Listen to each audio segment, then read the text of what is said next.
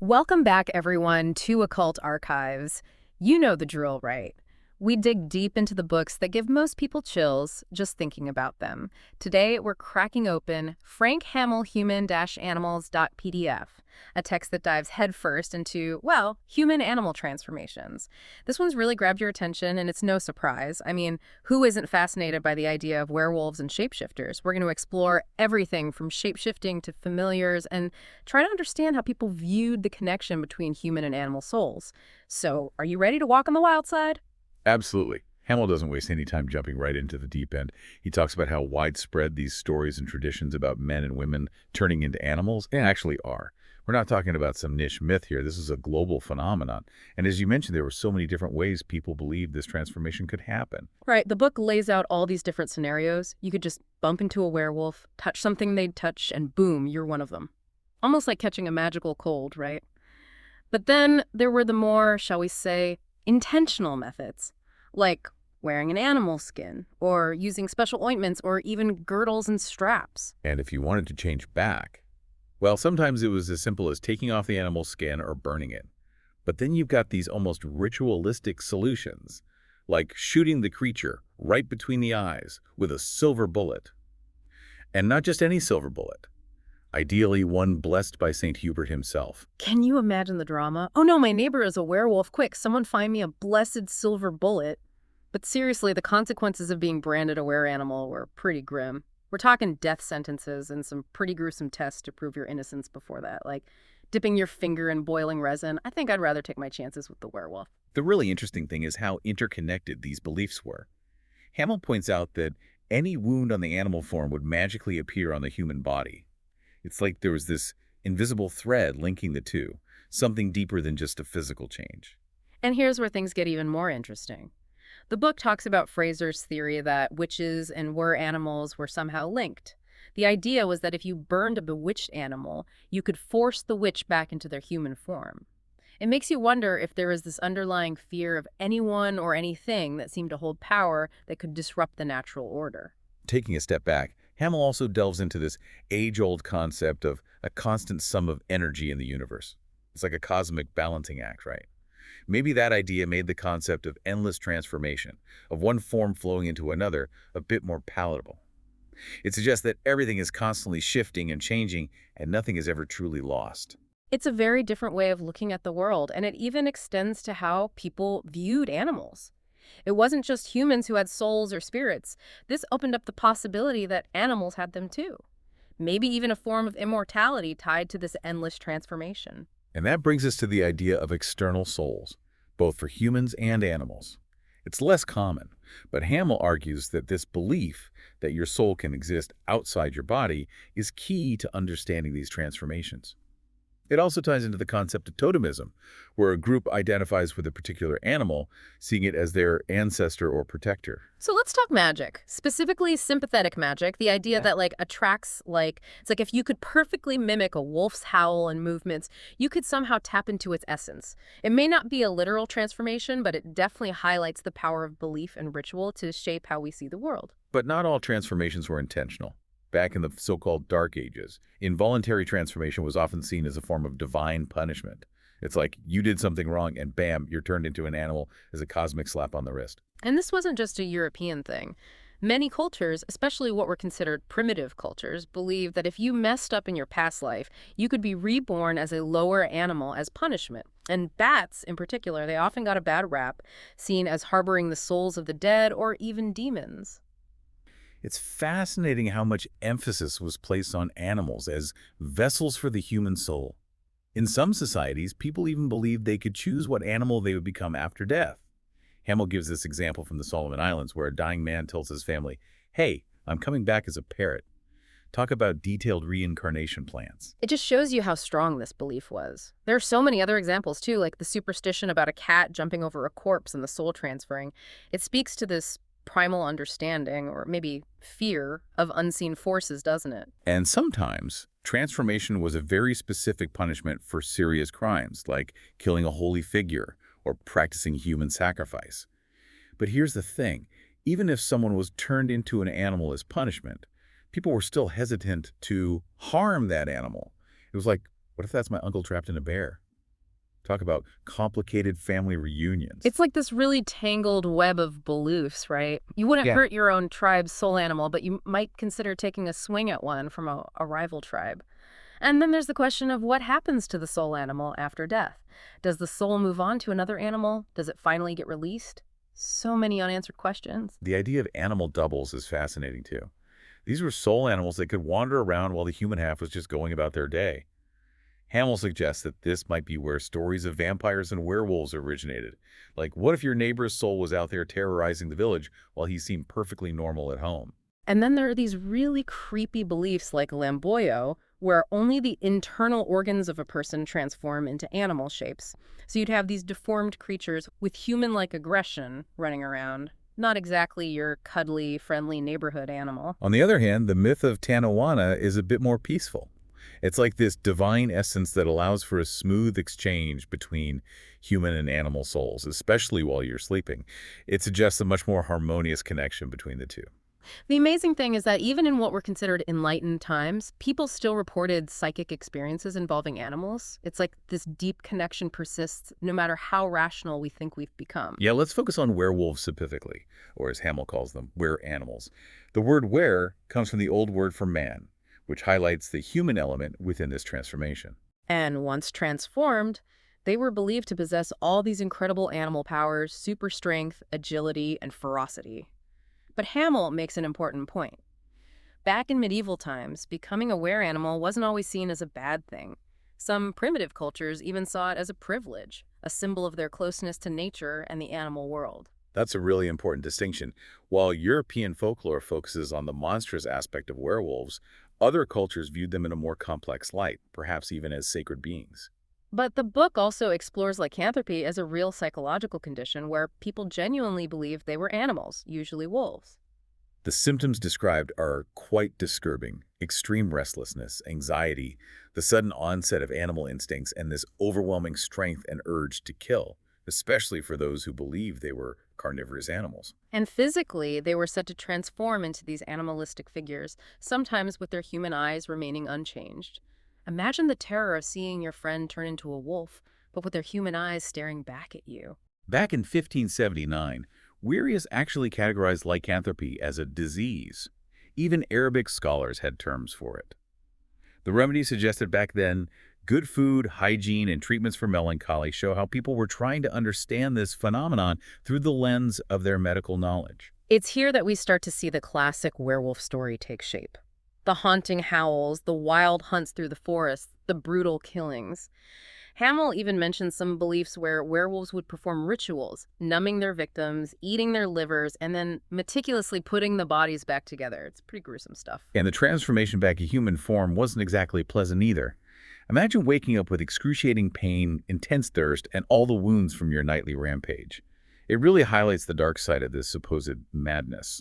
Hamel even tells the story of this guy from Padua who, in his delusion, believed he was a wolf and went on a killing spree. He was convinced that his ver was simply inside out. It's a tragic example of how these beliefs could manifest in real-world violence. But in a completely different vein, some believe transformation could actually be a positive experience, a form of spiritual initiation guided by experts. It's like a secret society of shapeshifters, using their powers for knowledge and perhaps even enlightenment. Physical features like connected eyebrows were even considered signs that you might be prone to becoming a were-animal. And the belief that the moon and seasons could trigger these transformations is a common theme throughout werewolf lore. They even had specific ways to identify a werewolf. Wolfish features, sharp claws, hairy skin, but no tail. And usually, their discarded human clothes would be found nearby. It's like a checklist for werewolf hunters. And if you were feeling brave, you could test a suspected werewolf by throwing iron or steel at them, which supposedly made their skin split open, revealing the human underneath. Or you could try to shoot them, but regular weapons wouldn't work. You needed special bullets made from elder pith, or even better, a silver bullet passed down through generations. There's this fascinating folktale from Hesse about a woman who could turn into a wolf using a magic ring. She'd go out hunting, and her husband, not knowing her secret, would call her name, and poof, she'd turn back into a human. The story of a Russian nobleman using his shape-shifting abilities to provide food for his friends is another great example of how these powers were sometimes used for good. But the Indian tale of the tiger man who couldn't change back because his wife got scared and forgot the magic words is a cautionary one. It shows how fear and forgetfulness could have dire consequences. And the African belief that tailless tigers were actually transformer humans adds another layer to the whole shape-shifting mythos. In early Christian times, werewolves were often seen as the victims of sorcerers, not evil beings themselves. There's a story about St. Edward's guardian being protected from a werewolf by divine intervention. And then there's the tale of the apostles Peter and Paul turning a couple into bears as punishment. Seems a bit harsh, but hey, who are we to judge divine justice? Some people even believed you could gain second sight or psychic abilities by transforming into an animal. And then you have the meneurs de loup in France, individuals who could supposedly charm and control wolves. That's a different kind of human-animal connection altogether. The Italian terms lupo monaro and lupo marino are interesting too. The first could refer to a witch in wolf form or even a hobgoblin, while the second, surprisingly, referred to a kind of fish. It shows how these concepts could shift and adapt depending on the culture. And the word garou in loup-garou might actually come from the phrase gardez-vous, which means beware. It's like a linguistic warning built into the name itself. It's also fascinating how, as wolves became scarce in England, people started believing in transformations into smaller animals like cats and weasels. It's like the belief adapted to fit the local fauna. And finally, there's the Irish folktale about the people of Ossory who were cursed to become wolves for 7 years. There's even a priest in the story who helps a dying she-wolf, showing that even within these wild transformations, there was still room for compassion. Moving on from werewolves, let's talk about the connection between souls and animal forms. Hamel talks about how people would consult fetish snakes for ancestral wisdom. It's like tapping into the ancient knowledge and power of the animal world.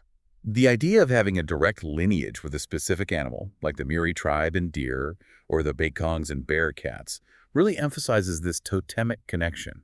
It's like having an animal spirit guide watching over you. The Papuans believed that souls could pass into taboo animals like cassowaries and pigs, which is why they wouldn't eat those animals. It's like a profound respect for the animal world and the potential presence of human souls within them. The concept of a medicine animal or bush soul, which has different names in different cultures, is a recurring theme. Yeah. It's like having a guardian spirit in animal form, an external soul that's linked to your destiny. And the ways people went about acquiring and interacting with these medicine animals are fascinating. Some used special charms, others relied on dreams, and some even had their animal companions chosen for them by shamans or magicians. And the belief that if your medicine animal died, you would die too, speaks volumes about how strong this bond was. The West Africans believed we actually have multiple souls, and one of them lives in an animal form called a bush soul. They also believed these bush souls could be passed down through generations. It's like inheriting your family's animal spirit. The Icelandic Fylgja, often appearing as animal doubles, might have served a similar purpose, acting as guardian spirits or omens. The Yakut people had this really interesting belief about wizards whose souls resided in animals, hidden in secret locations. They believed these soul animals would have these epic battles every year, and the outcome would determine the wizard's health and power. And the type of animal reflected the wizard's personality. So, a cowardly wizard might have a dog soul, while a powerful one might have a stallion soul. And the Samoyeds believed in familiar spirits that took the form of boars, closely linked to sorcerers and their magical abilities. Again, it reinforces this idea of a powerful and intimate connection between humans and specific animals. Now let's dive into the magical realm of folklore and fairy tales. Hamel talks about the recurring motif of magical skin dresses that allow people to transform into animals. And if you burn the skin, well, you're stuck in human form forever. We see this in so many classic stories. Frog princes, swan maidens, tiger sons. It's like the animal skin holds the key to their true identity. The story of the Mouse Maiden is a perfect example. This seemingly insignificant creature is actually a beautiful princess in disguise. And there are countless other tales involving jackal skins, monkey skins, and feather dresses, all emphasizing the importance of the animal covering in the act of transformation. And losing that skin often has dire consequences, trapping the character in one form or the other. It highlights the delicate balance between these two worlds. Some see these transformations as symbolic, like the werewolf representing the destructive force of the wind, or the Thwan maiden embodying the ephemeral beauty of clouds. It adds a layer of depth and meaning to these fantastical creatures. The berserkers in Norse mythology actually wore animal skins into battle, trying to channel the ferocity and strength of the animal. And then there's the Mara, a demonic entity that torments people in their sleep, sometimes appearing in terrifying animal forms. It's like a dark and twisted reflection of the human-animal connection. There's so many stories about animal brides and grooms and the challenges they face in navigating their dual existences. And then you have the more lighthearted tales like the Chinese folktale where men magically transform donkeys into women and sheep into men. And there are darker tales too, like the Basque story of siblings turned into cows by magic herbs, and the Indian prince whose beautiful mistress is actually a fox in disguise. These stories explore themes of betrayal, enchantment, and the unveiling of hidden identities. Folklore is also full of stories about women giving birth to animals or people being born with animal features. It blurs the line between the human and animal world right from birth. And creatures like the Indian Rakshasa, who can shapeshift, and the Naga, the semi-divine serpent beings, add another layer of complexity to this rich tapestry of mythical transformations. The idea of using magical wands or potions to transform is another popular theme in folktales around the world, and Hamel points out how deeply rooted the idea of metamorphosis is in classical mythology, from the concept of metempsychosis to the gods and goddesses freely taking on animal forms in Greek and Roman stories. Even in later literature, we see the enduring appeal of animal transformations. From Shakespeare's mischievous Puck to the imagery in the works of Fiona MacLeod and W.B. Yeats, this theme has captivated artists and writers for centuries. Now let's talk about familiars. It's important to distinguish between a witch actually transforming into an animal and a separate entity, a spirit or imp that's sent out in animal form. This is what we usually call a familiar. Exactly. The familiar is a separate being, but one that's deeply connected to the witch. Their life force is intertwined, and if the familiar dies, the witch often dies too. It's a dangerous connection to have. Hamel mentions this example of a blue butterfly believed to bring bad luck. When the butterfly died, so did a woman suspected of being a witch. It's a chilling illustration of this perceived link between the familiar and its master. And Matthew Hopkins, the infamous witch-finder general, documented many cases of witches with familiars. These familiars had names, they took on different animal forms, dogs, greyhounds, polecats, you name it. It really shows how widespread the belief in familiars was during that time.